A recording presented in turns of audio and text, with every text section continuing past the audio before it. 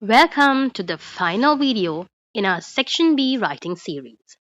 We've covered everything from the big picture of form, audience, and purpose to the final details of vocabulary and pronunciation.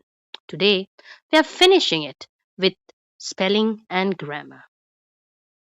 Now, why does SPaG or spelling, pronunciation, and grammar matter so much?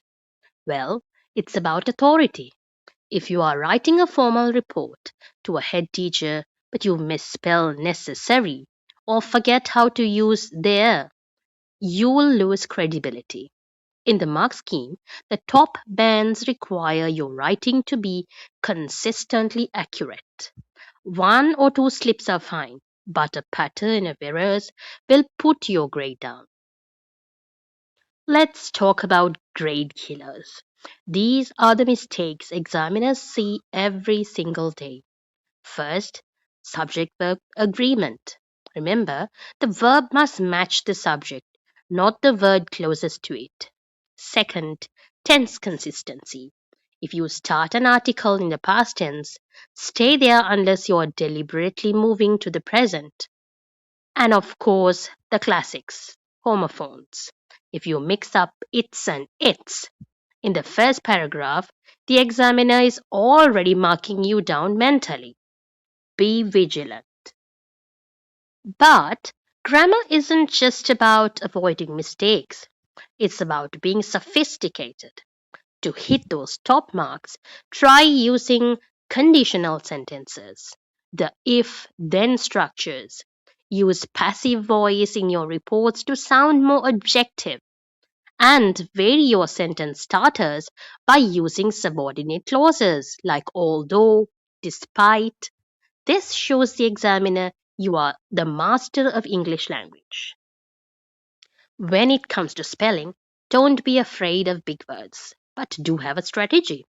Use mnemonics for the tricky ones, and most importantly, save 5 minutes at the end for the proofreading protocol. Now, my favorite tip, read your work backwards, word by word. It stops your brain from filling in the gaps and helps you see letters exactly as they are on the page. Time for one last practice. Look at this passage on the slide. It's a riddle with errors. The impact of plastic is detrimental to our oceans. There is no doubt that if we don't change, the sea are going to be ruined. It's time to act. Now, pause the video and fix it. You should have caught the spellings of detrimental, the homophone there, and the missing apostrophe in don't. The subject verb error is not are, and the possessives versus contraction errors it's.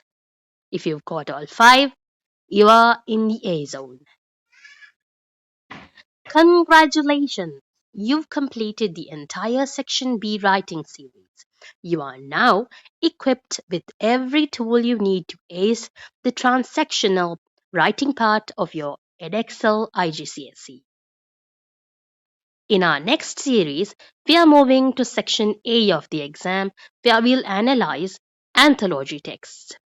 Don't forget to like, subscribe, and hit the bell. You've got this.